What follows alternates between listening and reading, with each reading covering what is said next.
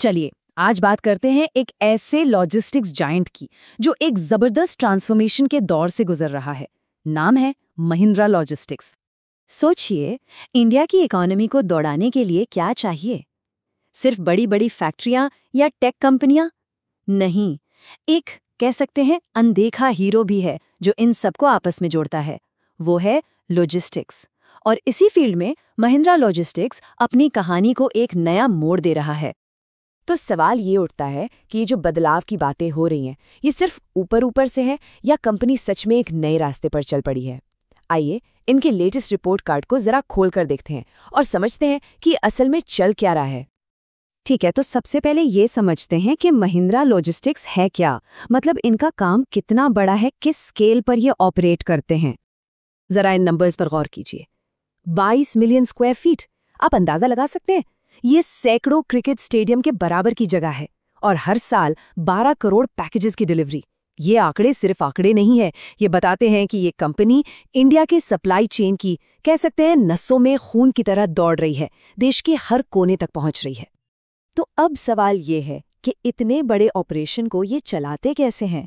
इनका secret sauce क्या है? जवाब है इनका बिजनेस मॉडल, जिसे कहते हैं इंटीग्रेटेड लॉजिस्टिक्स।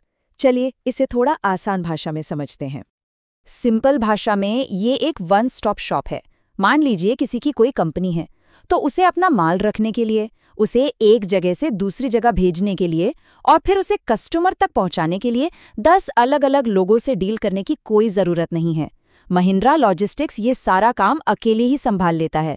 जाहिर है, इससे क्लाइंट्स के लिए चीज़ें बहुत आसान और उनका बिजनेस ज़्यादा एफिशिएंट हो जाता है। और ये जो वन स्टॉप शॉप है ना, ये 5 मजबूत पिलर्स पर टिका है।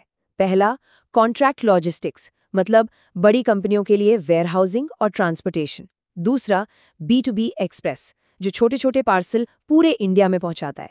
तीसरा है फ्रेट फॉरवर्डिंग, यानी सामान को हवाई या समुद्री रास्ते से दुनिया भर में भेजना। चौथा, जो हम सबको पता है, लास्ट माइल डिलीवरी, आपका ई-कॉमर्स का ऑर्डर आपके घर तक पहुंचाना। और पांचवा, मोबिलिटी सॉल्यूशंस, जो कॉर्पोरेट ट्रैवल को मैनेज करता है। ये सब मिलकर एक ऐसी चेन बनाते हैं जिसे तोड़ना मुश्किल है।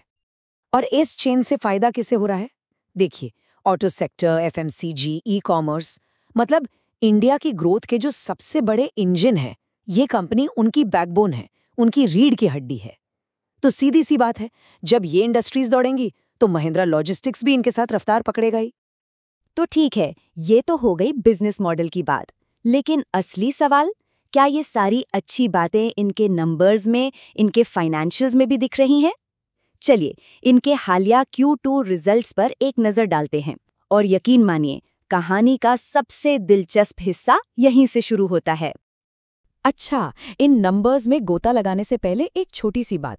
अगर आपको इस तरह कॉम्प्लेक्स टॉपिक्स का सिंपल ब्रेकडाउन अच्छा लग रहा हो तो सब्सक्राइब ज़रूर कीजिएगा। इससे हमें ऐसे और विश्लेषण आप तक पहुंचाने की हिम्मत मिलती है। चलिए अब इन आंकड़ों को देखते हैं। रेवेन्यू में 11% की ग्रोथ है, जो ठीक है, लेकिन असली कहानी तो अगली 2 लाइनों में है। ग्रॉस मार्जिन 22% और ईबिटा 28% बढ़ा है।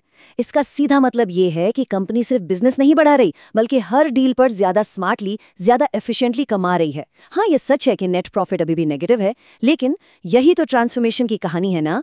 हर बदलाव में थोड़ा वक्त लगता है। और अब बात करते हैं एक बहुत बड़ी जीत की, इनका जो B2B एक्सप्रेस बिजनेस है, जो कुछ वक्त पहले तक इनके लिए सिरदर्द बना हुआ था। वो एक्विजिशन के बाद पहली बार, जी हाँ पहली बार, पॉजिटिव ग्रॉस मार्जिन में आया है।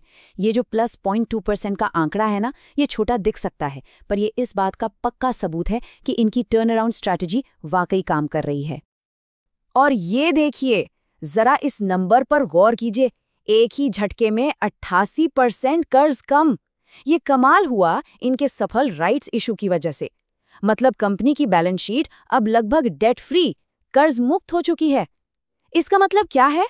इसका मतलब है कि अब इनके हाथ खुल गए हैं। भविष्य में ग्रोथ के लिए ये बिना किसी बोझ के बड़े और बोल्ड फैसले ले सकते हैं। तो ये जो शानदार नंबर्स हम देख रहे हैं, ये जो साफ सुथरी बैलेंस शीट है, ये सब मैनेजमेंट की नई स्ट्रैटेजी का ही नतीजा है। तो अब ये जानना जरूरी है कि आगे के लिए इनका गेम प्लान क्या है। जैसा कि कंपनी के एमडी और सीईओ हेमंत सिक्का खुद कहते हैं कि पिछले कुछ महीने ट्रांसफॉर्मेशन और स्ट्रेटेजिक रीअलाइनमेंट के रहे हैं।